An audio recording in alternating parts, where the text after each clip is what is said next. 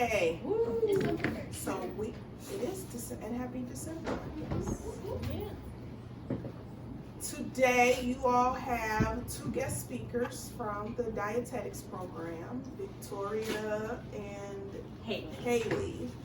And they're going to talk to you about that thing that you all love to forget, your nutrition. You know, healthy lunch, not just big bowls of spaghetti or peanut butter. You want real protein. I know. Oh, you changed it today? Yeah. Turkey and cheese, okay. We got about protein. So, what else? 30 gram protein. Okay. 30 grams? Yeah, There you go. We're getting there. Yeah. I guess we don't need to be here. We can eat you guys. No, that is one instance. That's just today. How many of you have not eaten today? Don't even answer that. I know some of you haven't eaten today because you started class really early. I had a little lemon Coffee milk. doesn't count. I had lemon milk.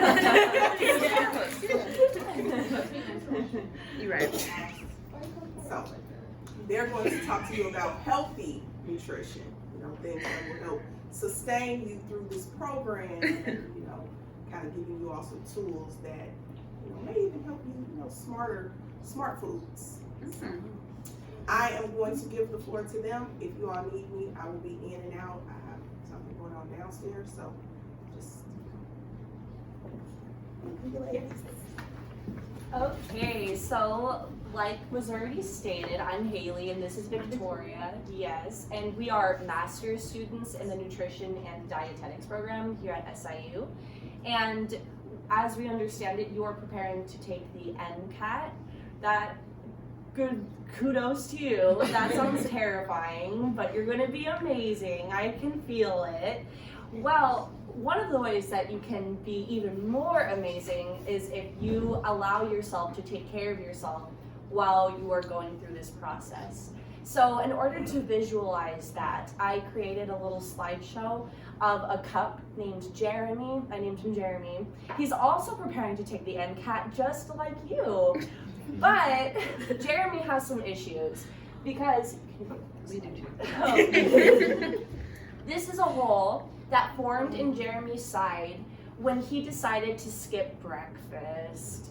And that, not only that, but he also decided to skip lunch. And he didn't end up eating until 6 p.m. that day, and he ended up binge eating. He had a whole pizza, a liter of root beer, a bunch of ice cream, some carrot sticks, and just, you know, not the best to skip all your meals and binge eat at the end of the day. We wouldn't recommend it as dietitians.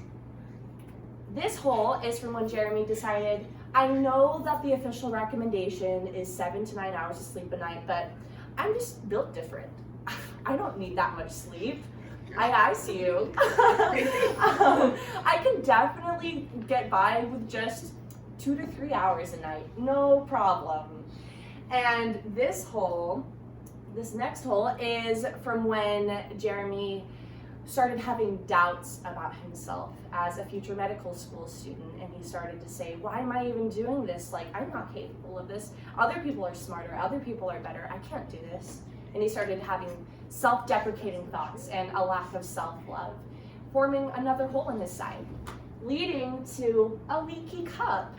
And imagine that what's being filled is, you know, an MCAT cup or something, right? This is just a play off of the phrase, you can't pour oil out of a leaky vessel. So I understand how passionate you all are about succeeding and being amazing, and you already are amazing, but I promise you that this isn't even just me saying this. This is like clinical, like peer-reviewed evidence that you will achieve so much more if you're also taking care of yourself in the process. And that can be so hard to prioritize and to feel like you have time for that when there's so much at stake.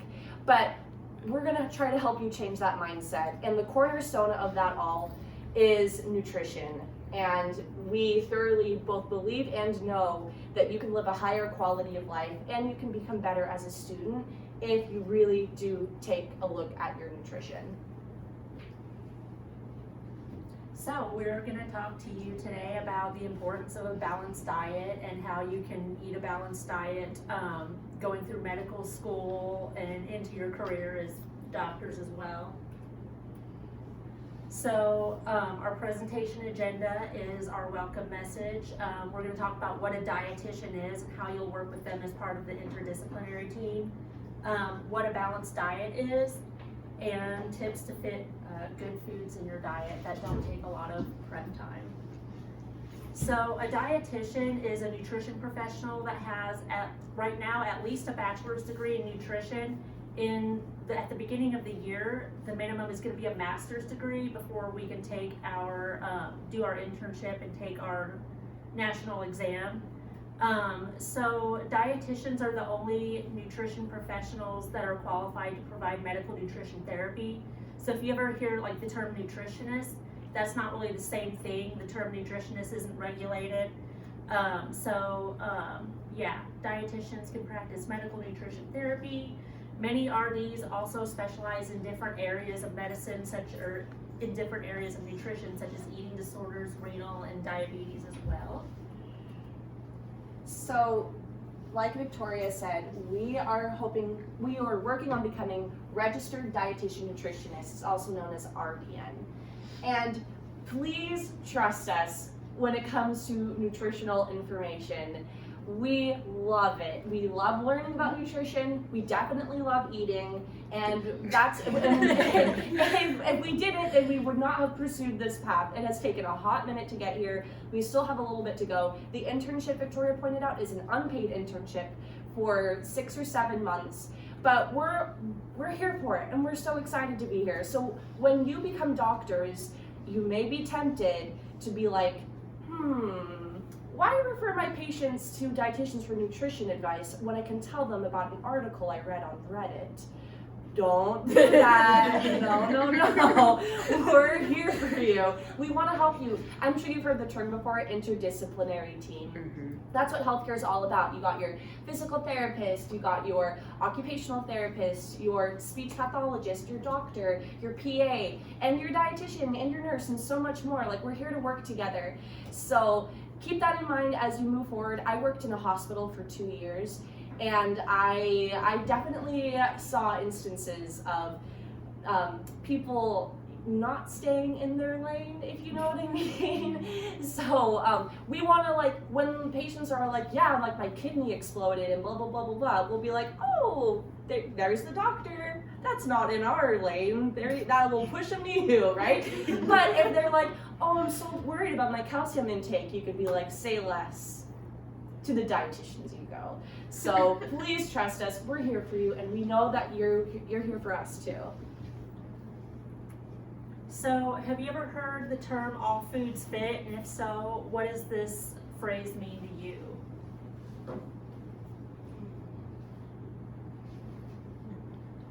You talk about the pyramid, the food pyramid? Sure. Just in general, like nutrition in general. I guess like you can eat, basically you can eat like anything you want, but like in moderation. Yeah. Yeah. That's how I take it.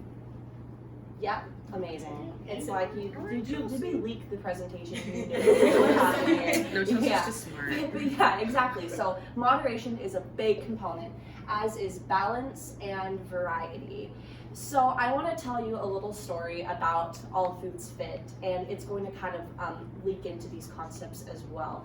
So I have a friend who a couple years ago had an eating disorder, and she was working on her recovery by seeing a therapist. She went to group therapy with other people that had eating disorders, and she was struggling with balancing eating healthy while also not feeding into her eating disorder, which is something that's a very common struggle for many people. And she decided it was time for her yearly physical with her doctor. And she went to the doctor and she sat down and she was like, the reason that I'm here is for my physical, but also I need your advice on how I can eat healthier, but also not fall back into my eating disorder habits. And then the doctor was like, okay, well, tell me about your eating disorder. And she was like, well, I would do things like I perceived food as a reward. I had to earn eating by like running 10 miles first, or stuff like that. I just had to earn it. It wasn't a right, it was a privilege, amongst other identifications of an eating disorder. So she was explaining this to the doctor, and then he was like, okay, go on. And then later on into the consultation, he goes, I like to talk about 3 things with my patients: sleep, eating, and exercise. So let's start with eating. Tell me about your eating habits. And then she goes, well, I would rate myself a 10 out of 10 on eating. And he goes, no one's ever given me a 10 out of 10. And she's like, well, yeah, because I eat with balance, moderation, and variety. I eat whole grains, I eat lean protein, I eat a lot of fruits and vegetables, and then I also eat treats. And he goes, I'm sorry, did you just say treats? And she's like, yeah, treats are the best. And he's like, oh, no. I know, I always tell my patients they have to earn treats. And she was like, wait a second, I just told you that I had an eating disorder, and one component of that was feeling like I had to earn eating food. She didn't say that out loud, she wasn't confident enough, but she just thought it.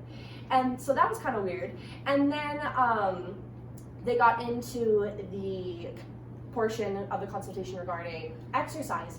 And he was like, tell me about your exercise habits. And she's like, I love weightlifting, I love like cardio, but I think I do more weightlifting than cardio for the gains, you know? And then he's like, well, let's look at your charts. And he goes, yeah, you have an overweight BMI. So, do you think that's a great thing to say to someone with an eating disorder? I don't think so either. And things were just really weird vibes. And when I think about that story, it makes me sad, because I think that in the case of this doctor, he was so used to seeing so many patients that were really similar, and that like they, like many Americans, weren't eating enough fruits and vegetables, like were consuming too much sodium and sugar, weren't exercising. And I think he was on autopilot of giving consultations oriented around that, when really he should have been doing like a case-by-case basis and paying extra attention when it comes to how much nutritional consultation is it really appropriate for him to be giving, as not a dietitian but a doctor. So that's just something to keep in mind when it comes to all foods fit, and leading into balance, moderation, and variety. So balance is, actually, if we go to the next slide, because balance right here is the idea that we should be all over the fruits and vegetables, like the almonds, the olive oil, like the lean meat, the dairy products. Like this stuff is so great. But as you can see, this side of the scale isn't completely empty. We're not saying that you should completely eliminate these fun foods like hot dogs and ice cream and pretzels and all that, because then this scale would like hit the ground and that side would go way up, and that wouldn't be balanced. But if it was the other way around and this side was way heavier than that side, then that wouldn't be balanced either. And then we have moderation, which is you shouldn't like go crazy on specific food groups. You should have a moderate amount of each one and eat moderately throughout the day. We can trust our stomach to know when we're hungry, and we can trust it to know when we're full. Something that I think is so crazy is like intermittent fasting is like a really popular diet right now, and there's this like trend going around online that's like, as soon as you don't have a sensation of hunger or satiety anymore, satiety means full, then it's working. Hear me out. Like if your bladder is like, hey bud, you have to go pee, are you like, sorry bladder, I'm trying to practice self-discipline, I'll tell you when I need to go pee. No, you trust your bladder. Like if your lungs are like, hey, I need to breathe, are you like, actually, I know what's up, we'll breathe in a few hours. Like, no, like, so you can trust your stomach to know when you're hungry, and you can trust your stomach to know when you're full. Because there are many instances where people do eat past the point of feeling full, and they end up feeling sick, and that's not great either. And then you have variety. So there are a lot of really amazing, beautiful vegetables, but if you were like, I'm only gonna eat broccoli every day, poor carrots, that's so sad for the eggplant, they have feelings too. You are definitely allowed to eat all the vegetables, all the fruits, and everything. Or if you were like, I heard that broccoli is a superfood, I'm going to eliminate every other food and only eat that for every meal every day. I hope you like diarrhea, because that is not a good idea to only eat one thing every day. You know what I'm saying? So we want to implement balance, variety, and moderation. Yeah, it's also about knowing that there's no one food that's gonna make or break your health, and it's easier to eat a healthy, balanced diet if you allow a variety of foods, even if those foods are not necessarily the most nutrient dense, but you enjoy them. So, my plate Oh, you have a is, question? Oh, sorry, can I ask a question? Oh, we love questions. Oh, okay, so I know you were talking about, like, your body knows when you're not hungry, but I know, like, sometimes, like, when I ask for, like, weight loss advice, sometimes, like, at least, like, previously I've been told, like, you should still eat, even, like, when you're not hungry, because you should still be eating, like, a certain amount of meals each day. But, like, if you're not hungry, like, but you're only eating maybe 2 meals a day, like, how do you, like, balance that? So there is something that happens when we condition our bodies to alter those hunger and satiety cues. And we need to kind of relearn that it is okay to eat throughout the day and recondition those cues. Something that one of our professors says is that humans are like the only animal that actively eat past the point of satiety. So if you like grew up with an upbringing of you have to clean your plate, like you can't leave the dinner table until everything's eaten off. So like from a young age, a lot of people are not in tune with those cues. And another thing to consider is that there are conditions where those cues, they're different they're different neurotransmitters and hormones. There are different individuals where they lose sensitivity. For example, there's a direct correlation between increasing leptin and increasing amount of body fat, and that affects your ability to know when you actually are full. So it is difficult when someone just straight up doesn't have an appetite, but and stress can do that too. yeah. It's definitely like that for me going through each semester.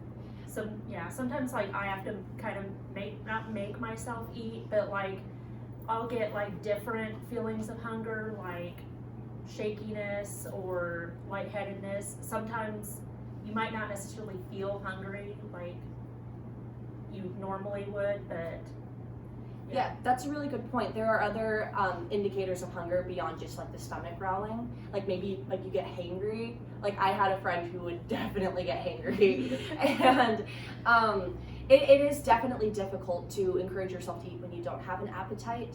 But it's also difficult to live a lifestyle being undernourished. And unfortunately, like we need to prioritize that over the discomfort of not having an appetite. And then hopefully one can come to condition themselves to allow themselves to eat the sufficient amount of nutrients throughout the day. Does that answer your question? Yeah. Okay, cool. If anyone else has questions along the way, yes. Sorry, real quick. Oh, I you're guess fine. you're saying like with the intermediate fast, you're saying if you're hungry, still eat, like listen to your body. But I guess my question would be, if you're like overweight and you've conditioned yourself to overeat or eat everything on your plate, I feel like your appetite is bigger. So I feel like when you fast, because I've been fasting before and I found that like my appetite has changed. Like I can't eat as much as like I used to. So like where's like the sweet spot of just training your body to not overeat or eat as much as you did if you're trying to lose weight or if you're trying to be like healthier? You understand? Oh yeah, I totally understand. In those instances, I would encourage patients to eat nutritionally dense foods. So that would be foods that are low in calories but high in fiber and micronutrients. So like they're still hungry, well, okay, like eat a bag of carrot sticks. That's gonna be really high in vitamin A and fiber amongst other really good things, and it's only gonna add like 75 calories. And then there's so much evidence to show that eating a substantial amount of fruits and vegetables a day, like literally decreases your risk of cancer, decreases your risk of heart disease, like amongst so many other conditions. They're only benefited if they utilize that hungry moment for eating more fruits and vegetables. But I understand what you're saying, how like there's like the conditioning and the reconditioning of like overeating your whole life, and now like maybe that affects your appetite as well. And I would just prioritize those nutritionally dense foods, and then hopefully that can possibly like recondition them and also encourage more fruits and vegetables throughout the day, which is always a good thing. Does that Yeah. Do you have anything? Okay. Yeah, so My Plate, you've probably all heard of My Plate. It's a visual that we use to kind of teach people what components are involved in a healthy diet. But we also realize that everyone's diet won't look exactly like this aesthetic little plate. So other factors affecting people's diet could include cultural eating patterns, preferences, food security. So this is just kind of representing the food groups that we recommend everybody get a variety of. And throughout this presentation, we do have some memes sprinkled in. So, for example, I really like this one that says, every time I eat a salad, I'm like, my life better change after this. I don't know about you, but I've been there. And then we have some more memes leading up to our next section, which are things like, I just want to be rich enough that I don't have to get angry at beef jerky prices anymore. And my daughter woke up at 5:45 this morning like me, so I taught her about secret breakfast before family breakfast. Which brings us to tips to fit good foods. So me and Victoria have written down some recommendations that we utilize ourselves or that we would recommend to future clients or patients, ways to eat on a budget, ways to eat really like fast things, but also make sure you're getting like the nutritional quality that you deserve. So some components include frozen veggies. Like, have you ever seen those bags of frozen vegetables from Walmart that are like 99 cents? Those are super snazzy. So I like those a lot because you can just throw them in the microwave, like no problem, and then I like put it in a bowl and I put like ranch on it or put like Parmesan cheese or something. Or you could be like really cool and just eat the vegetables, but that sounds disgusting, so I don't do that. And then we recently learned that Triscuits are the only whole grain cracker. Every other cracker out there that claims to be whole grain, it's just a goof, and they're not actually. It's like partial whole grains. Yeah, and they can like politically get away with it. So if you really want to incorporate more whole grains in your diet, which you should really want to, Triscuits are a good bet. And then you can add a little protein by putting some low-fat cheese on it. Also, P.S. We have these handouts for you with some of the tips. Or you could take pictures, or you could take notes, whatever. But beef jerky, like that meme said, is expensive. So if you happen to be like the child of Bill Gates here, maybe like you're good to go. But personally, I'm not there yet. But so we got beef jerky, cheese sticks, Greek yogurt, and these are some quick protein options for you.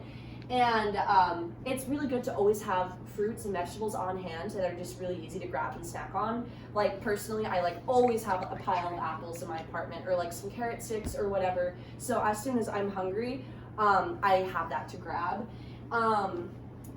Personally, I eat a fruit smoothie every morning. Specifically, I'm all about smoothie bowls. So I do like mixed fruit, like mixed berries, bananas, and then on top I do dark chocolate chips, which is an antioxidant and it's delicious.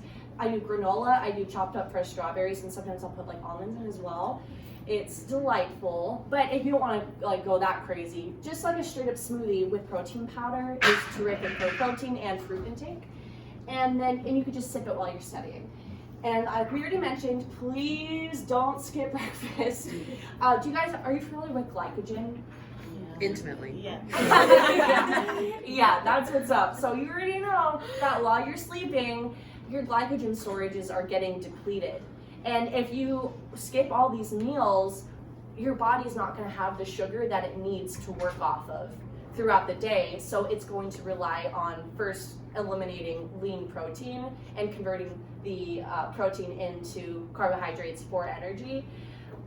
Please keep your muscle. That would be great. And everyone keeps their muscle. So not only should you eat breakfast to replenish the glycogen storages, but also, like the example we gave earlier, so you don't end up binging later on. And binging just isn't a great idea. And with breakfast, cereal is also really underrated because it's a really good and quick way to get your whole grains, vitamins, just a quick way to get breakfast in the morning. And unfortunately, we're not talking about Lucky Charms, which are delicious. We are talking about like Total, Whole if you've grain seen cereal. that. Yeah, like if you look on the side and the label is like 2,000% of your daily value of iron and like 3,000% like all these different nutrients. But then if you look at like the Lucky Charms label, it's like 6,000% of your daily value of sugar. So you know what we're saying with Sigma Kid cereal. We got some more memes for you. Oh, we got questions. Going back to the breakfast, what about like hot grains like grits or oatmeal? Because those are Terrific. quick. Okay. Yeah, especially because oats have like a very tight correlation to heart health. That's why on the back of like a Cheerios box, they can get away with saying this is like really good for your heart because it straight up is. Oh, it's really good for your heart. Yeah. So yeah, that's, and then also that makes you really full too. The hot versions. Okay, more memes. Any kind of soup I like. I simply respect the genre. And this guy again, Five Guys is good for when my family wants lunch and also wants to stop having $78. Which leads us into some more tips. Do you want to read this one? Sure. So some more tips that we have for fitting good foods in your diet are soup. This can include canned soup. It would be good to look for low sodium varieties. A lot of times when I get canned soup, I like to add frozen veggies into it and beans and just stuff to beef it up a little bit because sometimes those canned soups don't have a lot to them. Quick cooking proteins like tuna pouches, canned chicken, salmon. I love to throw those on like bowls with rice and veggies. Pre-bagged salads, whole grain pasta, tomato sauce, meatballs, frozen veggies. Eating out can be expensive, but it's also a good last resort. When you eat out, there are ways you can kind of modify to eat healthier. Whole grain, low sugar cereal and skim milk. Yes. So what about almond milk?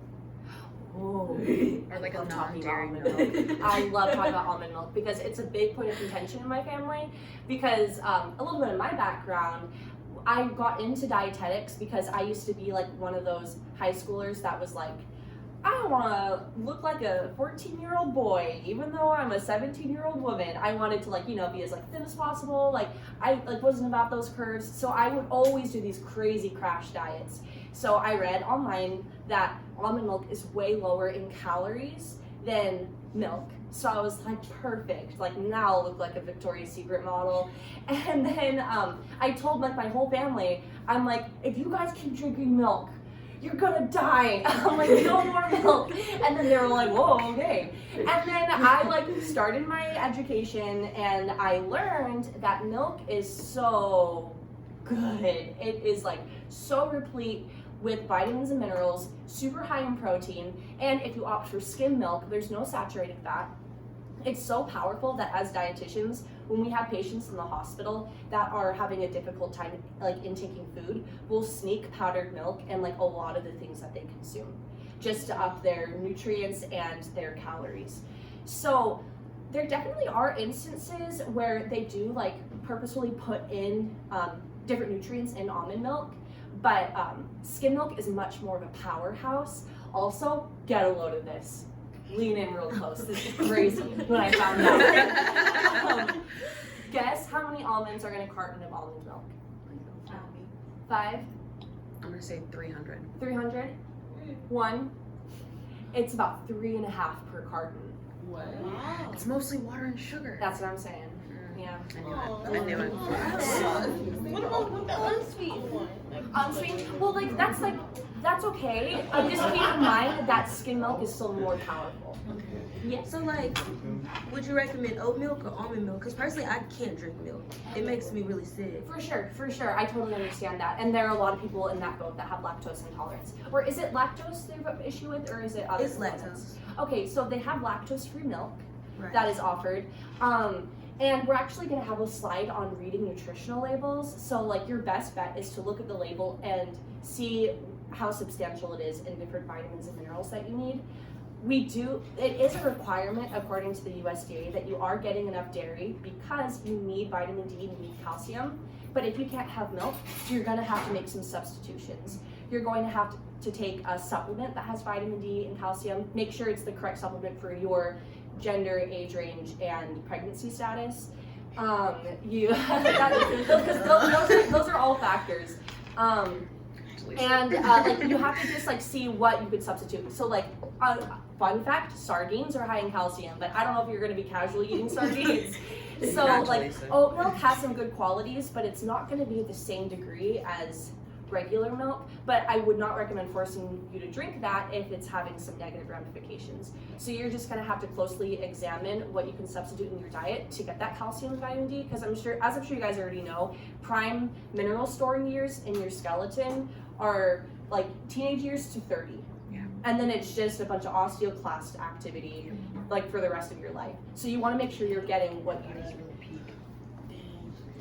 I think you're Okay, another question, right? Oh, no way, okay. The biggest thing is just to know that like the alternative milks aren't nutritionally equivalent to regular milk. They're not going to have the protein that regular milk has, or like Haley said, the calcium and vitamin D. And they do have like calcium fortified, but it's not as bioavailable as the dairy milk. Do you guys know what bioavailability is? It's your body's ability to actually soak in the nutrients that you're consuming. So if it's not bioavailable, that means that you eat something and then your body's just like, I don't know what that is, let's excrete it out. But if something is bioavailable, then your body's like, oh cool, I definitely know what that is, let's intake that calcium or that iron or whatever. And then we'll stay on this slide, but something else to keep in mind for eating out is if you do opt to eat out, just like Victoria pointed out, there are totally healthier options wherever you go. Like ask if they have a whole grain bun rather than a regular bun. Like ask if there's a grilled option rather than fried, unless you're at Chick-fil-A, because that's just criminal. Their fried stuff is amazing.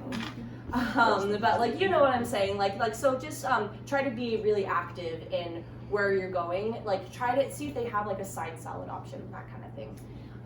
So speaking of oat milk versus regular milk, this is just a little bit of nutritional label reading 101.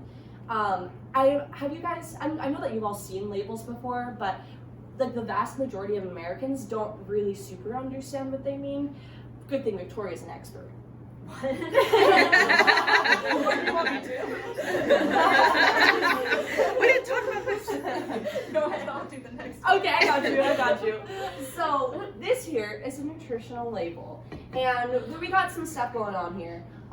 So we got the calories listed. Personally, as a dietitian, I'm not as concerned about calories. I'm more personally concerned with everything else when it comes to my own diet. So up at the top, we have the fat, cholesterol, and sodium. So just like this already points out, we're gonna wanna limit these nutrients. And over here, we have the daily value. This is like the money. Everyone in the whole world should know it. Not world, just America, should know what daily value is.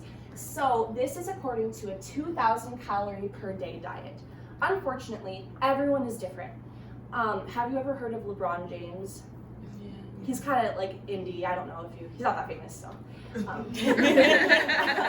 But he's probably a little bit taller than me, right? Yeah, he's probably a little bit more active than me. So he's gonna need a lot more calories than me. Or think about like Olympic marathon runners, they need to consume about 10,000 calories a day. I know, that sounds terrible. Fortunately for me, I'm just like a 5'5" woman who isn't pregnant, and because of that, it's like perfect for me to consume the 2,000 per day. So every time I see a label, I know it's already equipped for my diet. But if there's like a marathon runner and they have 10,000 calories per day, they need to take any of these values and like divide it by 5. Does that math make sense? Because this is equipped for a 2,000 calorie per day diet, not a 10,000. And every single label is set according to 2,000. And if you want to know how many calories you should have, there's a lot of different formulas on the internets.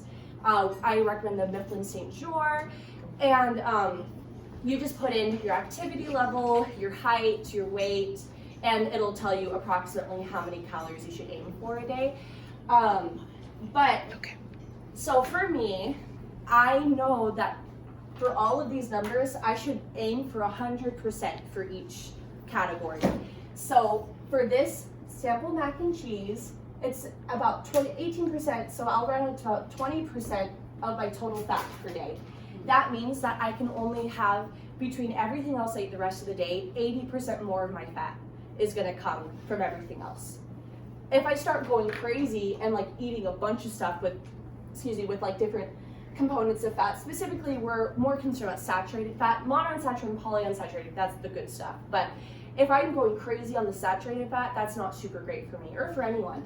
And then keep in mind sodium, like, oh my gosh, there are some products that go crazy on the sodium. Like if you buy like the pre-made pizzas, which are delicious, just don't look at the nutritional label because it'll say like 600,000 of your daily value. Like the companies are allowed to exceed 100,000 on the label. They just have to disclose it to you. Not only that, but then you'll have the sample size. So like a lot of like ice cream companies will be like, oh, don't worry, it's just like 20% of your daily value is sugar. And I'm like, oh, that's great. And then you look at the serving size, and it's like 1 tablespoon.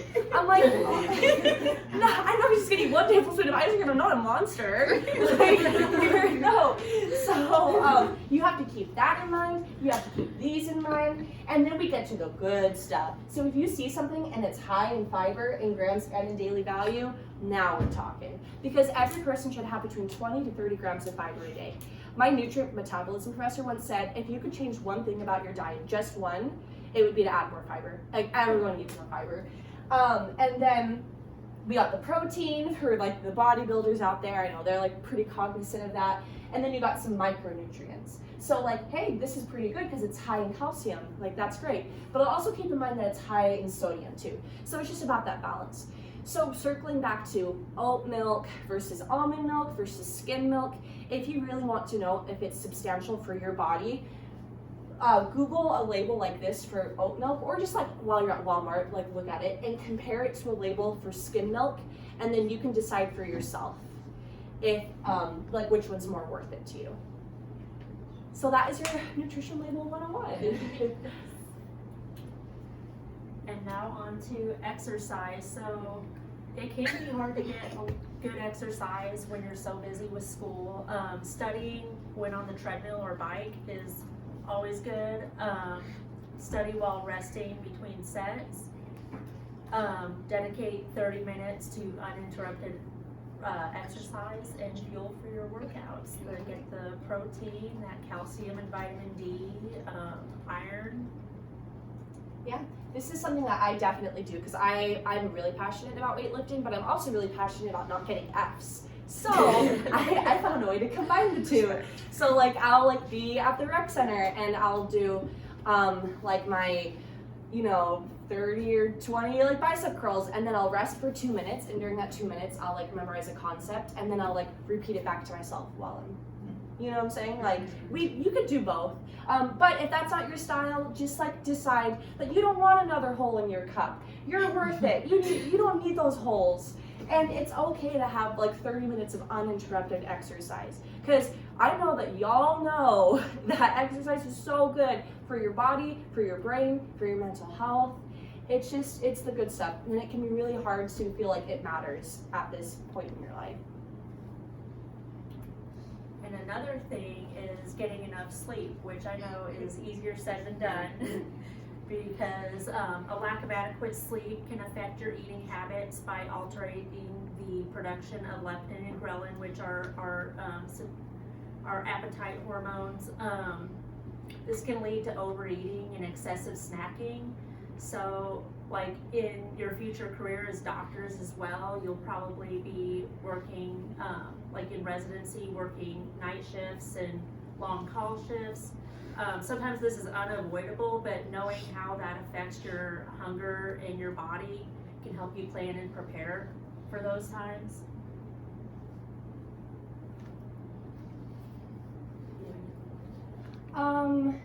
Yeah, just keep in mind that like the recommended amount of sleep is 7 to 9 hours a night, sometimes 6 if you really have to. But just like try your best. I know it's so hard because you like have this battle in your brain that's like, okay, I could study for 2 more hours, or I could get enough sleep. But like I can't sleep while I'm studying, so obviously I should stay up. But like really, you're gonna have a higher quality study session if you're getting enough sleep, which it could be tough to negotiate that with yourself. And you better love yourself or else. you all deserve self-love, you deserve self-compassion.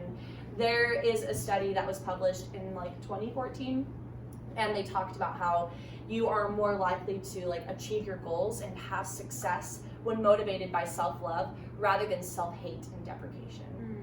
So like you're allowed to think to yourself like, I can do this, I'm so strong, I've come so far, and motivate yourself that way rather than thinking, I'm so stupid, how did I even get here, like everyone else is better than me. Like it's just not productive. There are so many people that are so afraid to abandon thoughts of self-hatred because they're afraid that means that they're giving up, but that's not the case.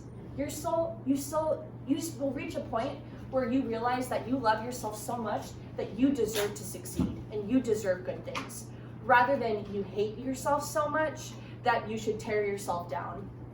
So, go back please. So one of the tricks you can do that's really quick and really short is you can just hug yourself for 5 to 20 seconds. It releases oxytocin. Validate your pain and your emotions.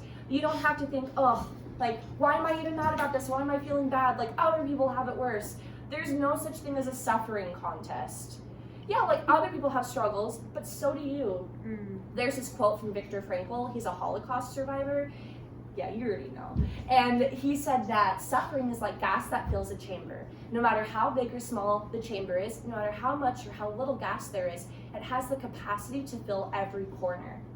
So your suffering matters, your pain matters. People who are in Palestine and Israel, their pain matters. People in Ukraine, their pain matters. Like in England, like on the West Coast, like your family, your friends, but so does your pain. And it is possible to validate your pain without ruminating in it.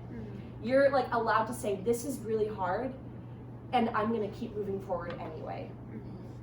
And be proud of yourself. This is like medical school, are you kidding? This is tough stuff. You guys are so cool.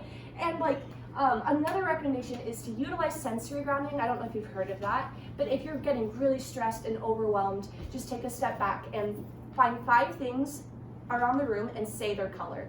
Find a smell and like really focus on the smell. Maybe it's like a fragrant lotion or something. Focus on a taste. Maybe it's just the taste of water. Focus on a sound you can hear. Like, I think that's the heater, the AC. Yeah, you can hear that, right? Like, just that really helps you take you out of your head for a second. Because this goes without saying, but you're not gonna perform your best if you're in a state of constant self-hatred and anxiety and stress. And just take a second to deep breathe. You can do box breathing, which is when you breathe in for 4 counts, hold it for 4 counts, breathe out for 4 counts, hold it for 4 counts, and you just like go in a circle. It's so stressful. I can't imagine studying for the MCAT, but I promise you have at least a little time to breathe, if nothing else. So now it's question time. True or false? The brain's favorite source of energy is glucose. True? I hear some trues. Yeah, true. It is. Little meme for you here. Little meme completes literally every task. I think it's time for a special treat. So now we'll just have a little discussion. Where's your favorite place to get a special treat? Asking for a friend. Asking for a friend. It's me. I'm the friend. Personally, I love Larry's. I was gonna say Larry's. It's so good. It's so good. Any others? I'm new here, so. Ice cream shop. It's like a soft serve. Cool spoon. Oh, cool spoons. Okay, I'm taking mental Let me write note. that down. Over here in the back, treats. Let me hear it. It's like an ice cream by Jazz Sandwich. That's not wrong. What's that? The J's go really hard. You didn't tell about your Chinese place to be So going good. You're right. Let me try. You guys go to it all the time. Oh, really? Are you holding out on me? That's his MO. Oh yeah. China. Thai taste is just. Oh, Thai taste? No. Okay. Because here's the thing about food, like yeah, like it helps our body and that's so great, but it's also meant to be enjoyed and like we're supposed to have pleasure with it and also eat a crap ton of fruits and vegetables. So it's just both. That's how you do nutrition. So, true or false? Being well nourished helps our ability to study, sleep, live, etc. Amazing. True or false? The keto diet is the most suitable diet for alleviating epilepsy, but is not advised for the general public. Oh. It's true. Yeah, we threw this in a sneak attack because when you become doctors, it's going to be really tempting to be like, oh, my neighbor Steve lost a bunch of weight on this new diet I heard of, so I'll prescribe it to my patients. Don't do that. So the keto diet is very popular right now. But what we've learned over and over again in our classes as dietitians is we would not recommend it to the general public because you end up eliminating almost completely carbohydrates. And you need those whole grain carbohydrates. It helps with your microbiome health. It gives you fiber. It gives you satiety, like the hot oats option. And very few people actually enter ketosis, meaning that your brain uses ketones for energy rather than glucose. You have to be very, very severe with it. And you have to rely more on eating foods high in saturated fat. And if you're eating a lot of saturated fat, you're more likely to get a heart attack. But they actually have found that in some instances, if you have epilepsy, the epilepsy can be way diminished on the keto diet, which is crazy. What were you gonna say? I just had a question, like for like diabetics, like because I know like a lot of doctors would recommend it for diabetics since it's low in carbs, and that's usually what increases their like spikes their Insulin response? or like spikes their blood sugar. And so like they usually recommend the keto diet because you're reducing your carb intake, so that you have fewer spikes. So like for them, would it still be recommended, or like they should just like what would you recommend for them? I actually have read a study that it could help with type 2.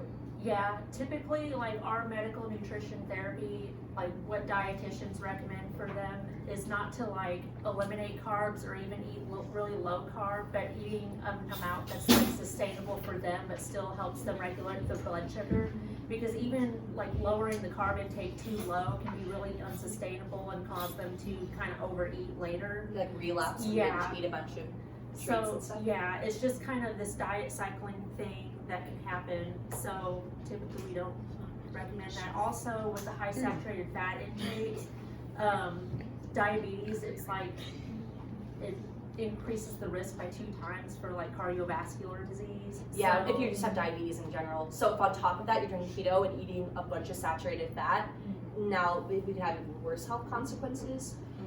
But like that's a really good point with like, but we want to regulate their blood sugar. Yeah. So I think that like we would look at all the other options first. Like what medication are they on? How much are they exercising? Are like they eating a lot of fruits and vegetables? And if all else fails, maybe we'll do a form of the keto diet. But that all circles back to our interdisciplinary team. So you would work with the dietitian in your hospital and you would discuss what's best for that patient. We also still want them to get plenty of fiber too, because that can also help regulate their blood sugar. So completely eliminating carbs takes out a lot of sources of fiber. A lot of fiber, yeah. Yes. I know y'all believe in like a balanced diet, like a little bit of everything. What would like what's your thoughts toward people who believe in an alkaline diet? that has been the new thing, hasn't it? It has. Yeah. So it's definitely a gimmick because there's not really any food or drink that can change the pH of your body. So it's essentially just doing nothing. Have you heard of alkalosis versus acidosis? Like you have some serious health consequences if you change the pH in your body. Yeah. So go on. I'm sorry. No, No, you're good. there's like a group of people out there who believe there's like a lot of health benefits, and there's the people who like improve their health based off following an alkaline diet. So even Sure. though your pH might not exactly be alkaline, do you think there's like some validity in like eliminating all this acidic food? So what it comes down to is what this is called a fad diet, and that just means a diet that is really popular for like like 1 to 5 years, like people going crazy for it, and then all these scientists are like, well, cool, let's do some peer-reviewed studies. Let's see if this actually like cracks out to what everyone is saying it's going to be. Because you all know anecdotal evidence. So like people can have these experiences and be like, I promise it really works, but we don't call it science until there are a bunch of studies that are replicated on it. So what happens in the realm of nutrition is they hear about these diets and then they're like, okay, like let's get some experimental groups, let's get some control groups. They do all these studies, and then by the time they start finding conclusions, and typically it's mixed, a new fad diet comes around. So typically, there are a lot of people that will lose weight. Actually, they usually will.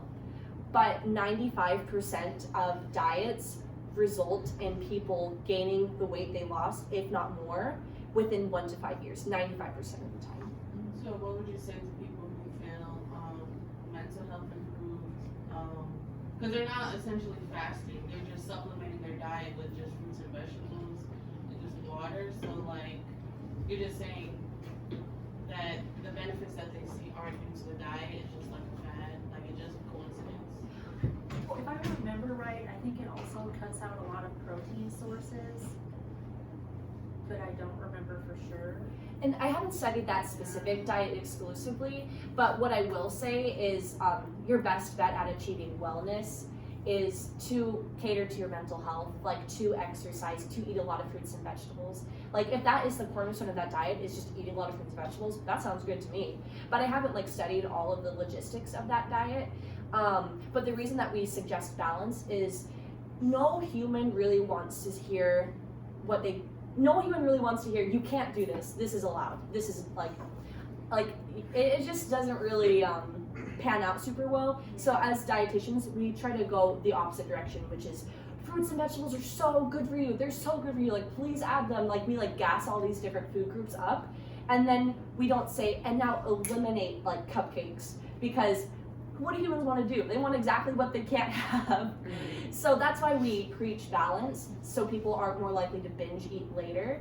But I'm really happy you brought that diet up, because I personally haven't studied it, and now I'd like to research it more. Because you might encounter it, especially Oh, like for if sure you we work will. in the Yeah. hospital, because a lot of people believe in like holistic medicine. They So do. you might have a patient who's like kind of resistant. So For sure. It's good to like know about it. Yeah, definitely. Something we learn as dietitians is meet people where they're at. Right. So like never say like holistic health, well, like you're dumb. Like no. Like we would say, okay, where are you at? And then like we're gonna like gently use motivational interviewing to add our expertise. And like a really big thing is doing everything we can to assist them in coming up with their own goals and their own suggestions, and then motivating them along the way. But yeah, that's a really good point, and I'm gonna study that, and I appreciate you bringing that up. Okay. You should. Yeah. Oh, and then this is just speaking of fad diets. So my first day doing keto, I'll have the queso, but instead of chips, can I get a basket of hot dogs? Trying to be healthy. Yeah. Because you can't have chips on the keto diet because it's a carb, but hot dogs are high in saturated fat. Had to be there. Okay. Well, speaking of questions, anything else you want to ask us? Yes. When we were talking about exercise, like, do you guys recommend like eating before? Like a lot of times when I'm exercising, it's like first thing in the morning, and I don't want to eat at like 6 in the morning. Mm-hmm. I think like if you have the energy to do it before eating breakfast, go ahead. But if you feel hungry in any way, food can give you more energy for your workout, as long as it's not making you lightheaded or anything. Sometimes like when I first get up in the morning, also I'm not hungry right away, so I typically wait a couple hours to eat. But Something I really like are they're called Boosts. It's this like protein drink that they give to malnourished hospital patients, but now I'm all about it too, because it's high in protein, it has sugar in it to replenish your glycogen, and it is high in vitamins and minerals. That way you don't have to chew anything, but it might give you more energy throughout the workout. But it's not the end of the world if you're not eating before your workout, as long as you're eating throughout the day.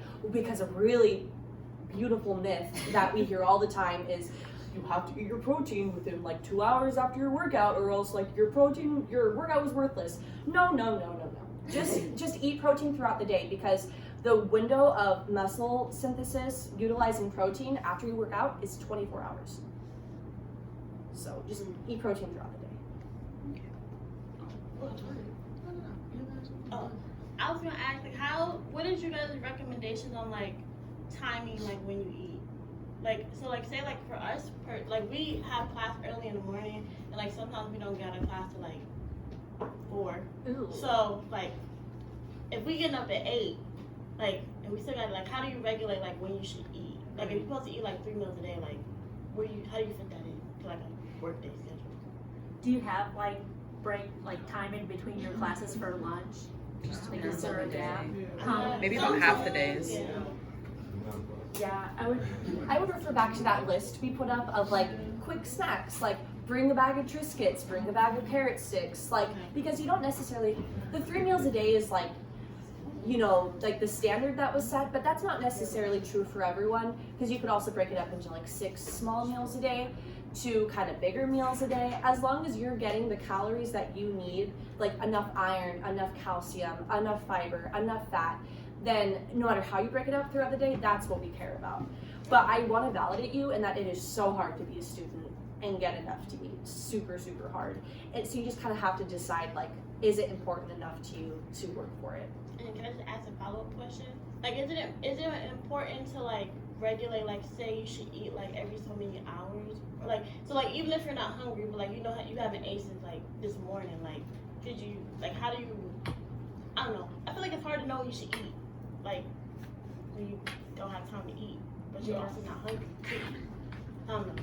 Yeah, it's all gonna vary from person to person. Like, not everybody needs to eat at the same time every day. It's just kind of going on your own hunger cues. And kind of like I said earlier, sometimes your hunger cues aren't necessarily, oh, my stomach's growling. Sometimes, like, it can be getting lightheaded or just kind of paying attention to paying attention to those cues and kind of knowing when you hit that point. And having something available to eat. Drinking things is a really good substitute if you really don't have an appetite, because like that boost I mentioned, or like milk or whatever, like a protein shake, you don't have to put that much effort into it. It doesn't feel like you're like suffocating by being so full, but like there's so many nutrients in it nonetheless. So I guess like from sorry, I had my question. Okay, so there's a lot of women that are being diagnosed with like PCOS. Oh. And so like it's hard for them to lose weight. And so like if they want to lose weight and be healthy, like how do they go about doing that aspect of it, I guess? Because their body's like not good. Yeah, that is a huge thing, and that is actually like a niche in dietetics right now. There was a girl who attended my previous university who started a whole Instagram page for nutrition and PCOS, and she has like 90,000 followers, and she does Zoom consults with people all over the country, just because it is a very specific issue. And what it comes down to is like we need to consider that being in a higher weight range is absolutely a comorbidity with hypertension, stroke, heart disease, diabetes, all these conditions that are not fun to live with. But like being really aggressive with regulating what you eat and cutting things out is associated with eating disorders.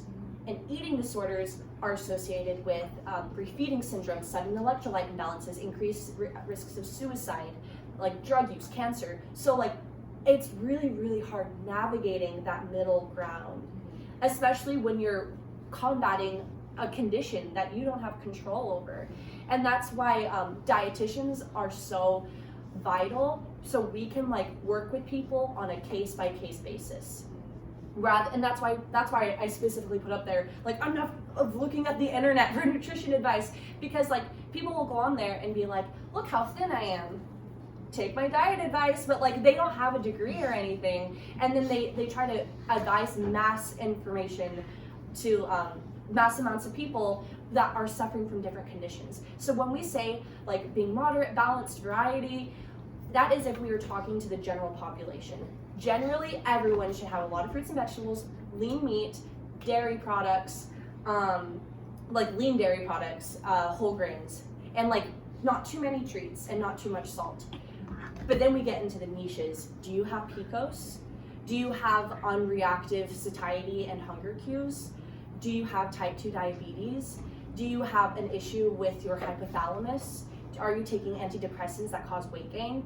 There's so many niches. That is why dietitians are so vital, that we can figure out what is good for you specifically.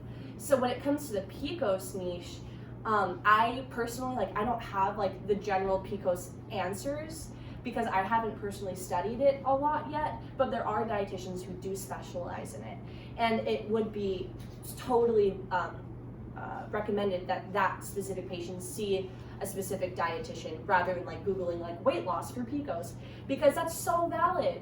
That totally happens. That like excessive weight gain, that could decrease quality of life from the PCOS, and that person deserves to live the highest quality of life possible. The other thing to always keep in mind too is that being in a higher weight range doesn't also, yeah, there are comorbidities, but it doesn't mean that you're not healthy and that you're not trying. Because a lot of people are in bigger bodies and they totally work out. A lot of people are in bigger bodies and they eat 8 servings of fruits and vegetables a day.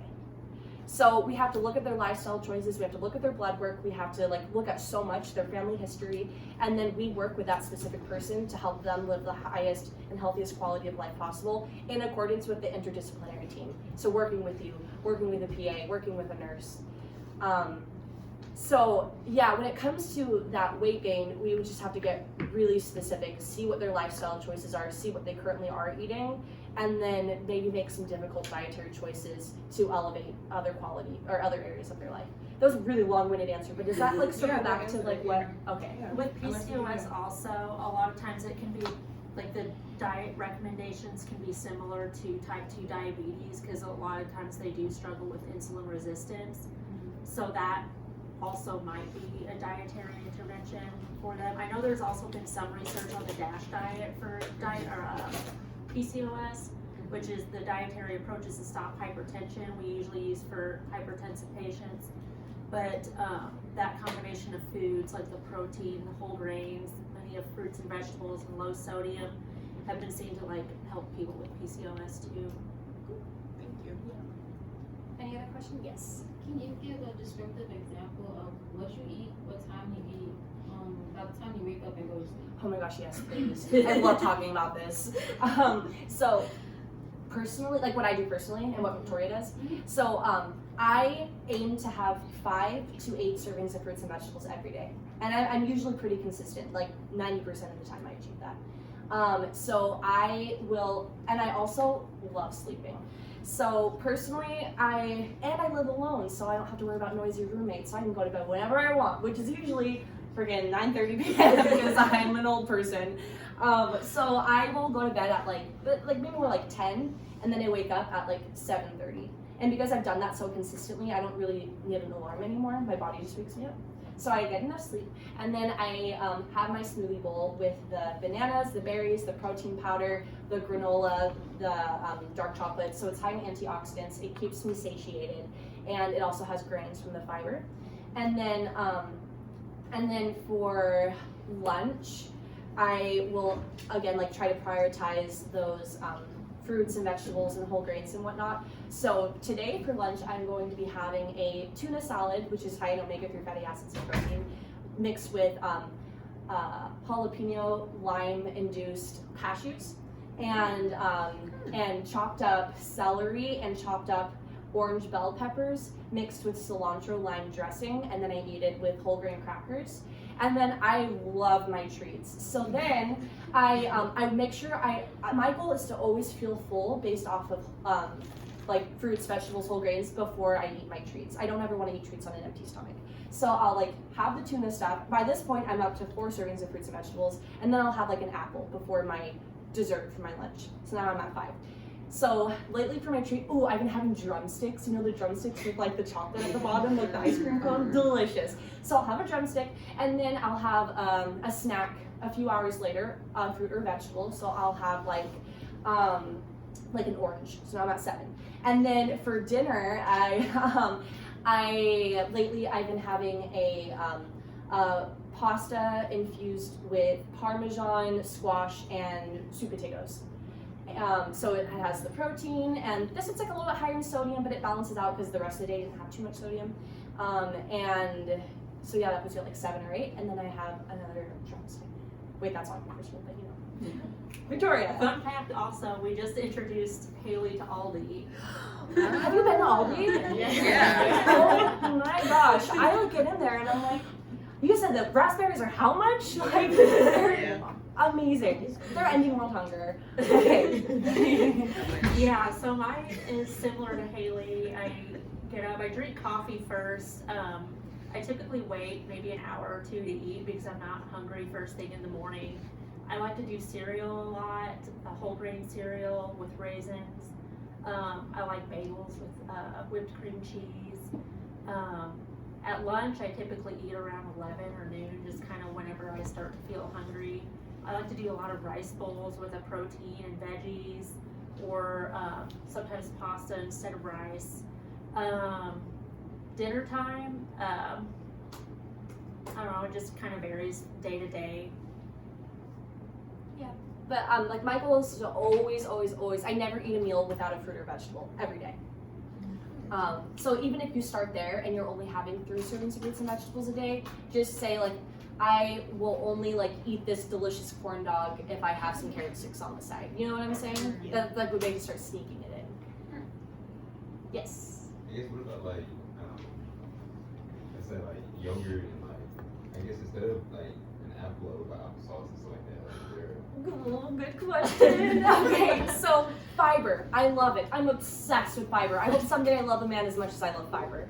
Because fiber like helps you with you like feel full longer. It protects your microbiome. Like it has just all these amazing effects on you. So the thing about apples and like any processing of a fruit or vegetable, which are high in fiber, first you have the apple, and that's like 6 grams of fiber. Then you process it to the applesauce. Now it's like 2 grams of fiber. And then you process it more to apple juice. Now it's like 0.5 grams of fiber. So with each amount of processing, you're losing fiber. Therefore, you're losing nutrient density. So if you can, have the whole fruit or the whole vegetable. But if your options are eat applesauce or like eat an entire liter of Oreo ice cream, maybe like over an applesauce. You know what I'm saying? Yeah. And it all goes back to being literate when it comes to reading nutrition labels. Yes. Going back to the conversation about dairy products, what if you're vegan and you like get your protein from other protein sources? Oh, it's tough. So that replace, Yeah, that's good too. With the dairy products and the alternative products, the biggest thing is like knowing that they're not the same nutritionally.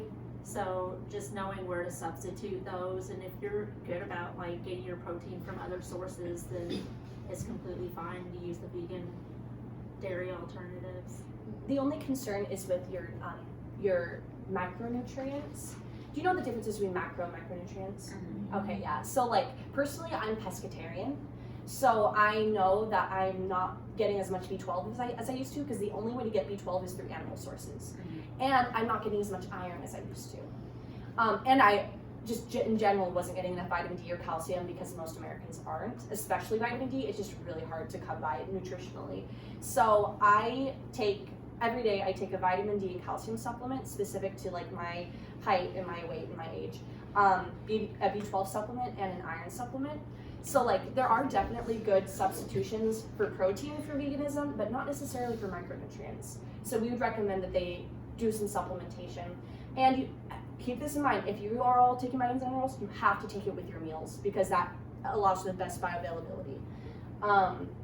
And the other thing too, that it also helps yes. absorb the fat soluble vitamins like vitamin D eating in your food. Oh yes, that too.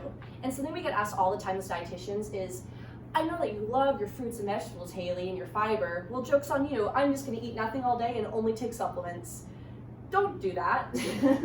Because like, when you eat your fruits and vegetables, like they are full of vitamins, minerals, and fiber, whereas the pill is just a fiber pill, just a vitamin C pill. Like, and then you also get the calories and you feel like satiated. So like, the supplements are more like if all else fails, they shouldn't be your first line of defense. Oh, also, I don't know if you know this, but supplements are not regulated by the FDA, so anyone can make a supplement about anything and they can sell it, no problem. So look for third-party tested supplements. Yeah. Do you have a brand that you recommend? I recommend like the store brands, so like Walmart brand, like Sam's Club brand, Costco brand, because like they don't want to get into like a lawsuit, you know, those big companies, rather than like someone who like invented something in their basement and is selling it on Facebook. You know what I'm saying? So I like only get like the store brands. Also, USP is one of the third-party testing companies, so you can go to the USP website and they have a list of all the supplements that are third-party tested by them. Yes. And then you were saying watch out for supplements because they can be faulty. How do you feel about CMOS? CMOS. So what you can do, excuse me, you can do a little bit of this guy.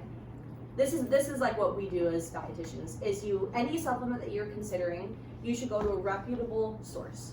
So not like the Facebook or the Reddit or whatever, not like top5choices.com, don't know what that is, but I like NIH. Usually it's the first thing that comes up for me. Boom, National Institute of Health.gov. Now we're talking.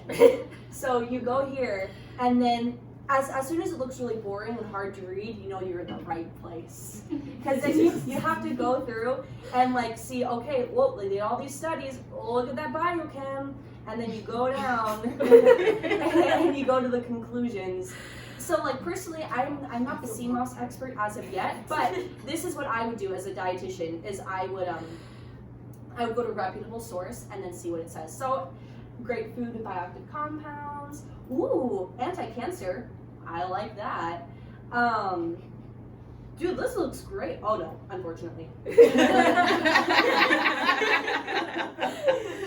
So this is why you need to look into the right sources.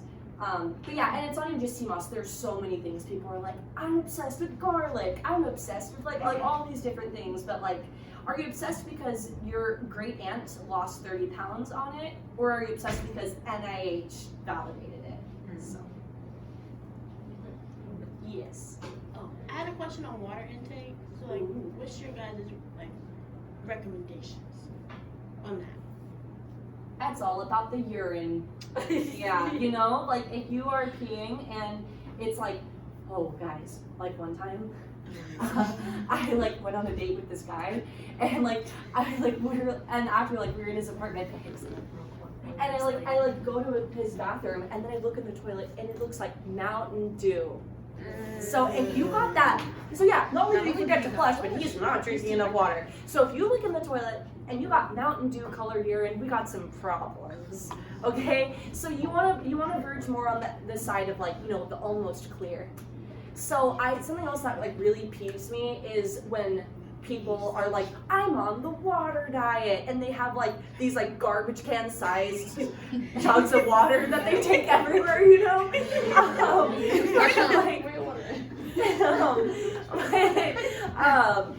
really, just like anything, excess is not good. Extremes are not good. Like, drink enough water to monitor your pee. Like, I guess technically it's like 8 glasses of water a day. Mm-hmm. But my rule of thumb is, the second I'm thirsty, I honor my body and I drink.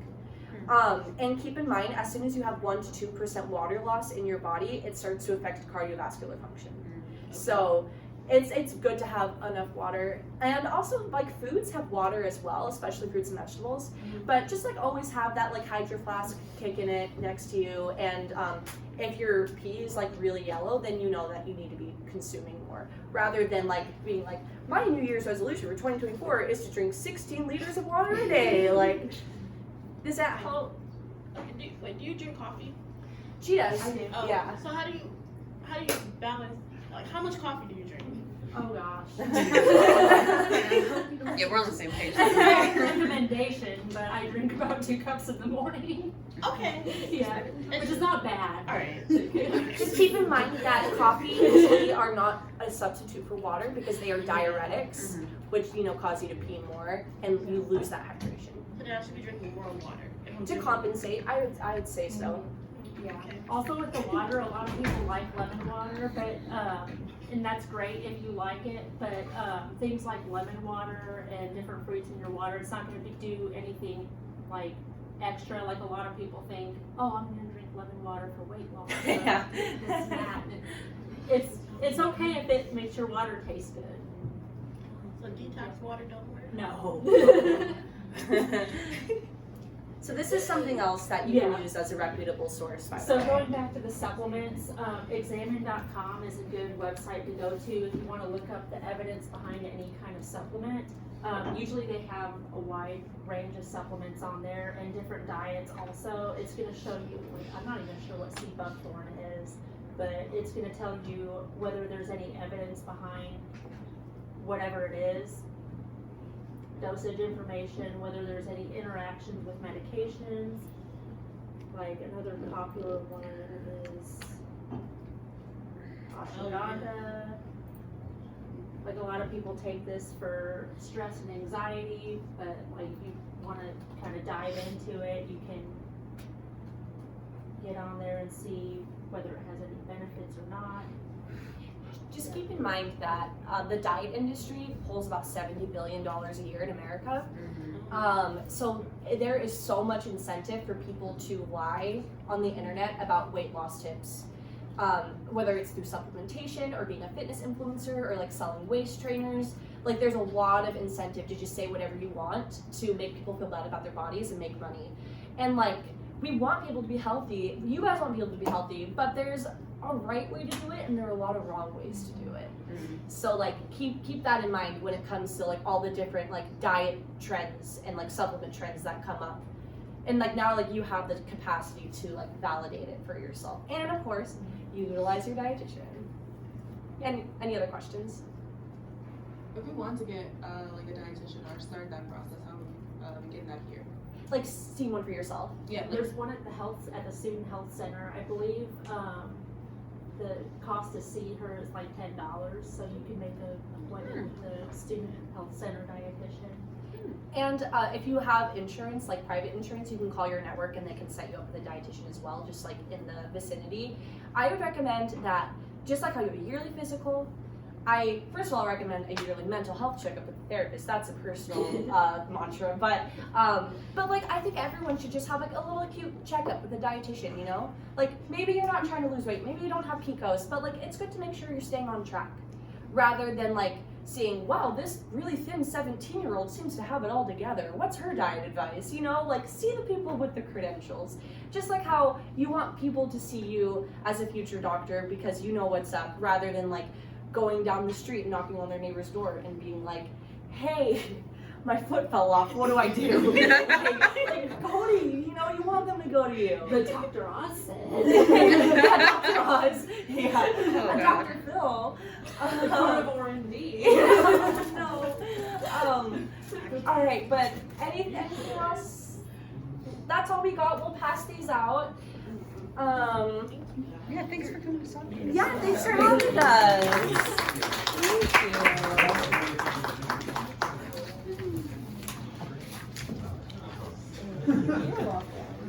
Thank Thank you all so I know. much. Thank you. Fun-filled, informative presentation. Hopefully you all took something I'll away pass from them out that. unless you get extras. Okay. Or did you guys want this one? Oh, okay. I'll get to it. Because I think we printed like the exact right amount, right, Victoria? Yeah, I did 18. I'll just get another question. Doesn't the amount of sleep you get though depend on your age, like the amount you should get? I don't really know of a number like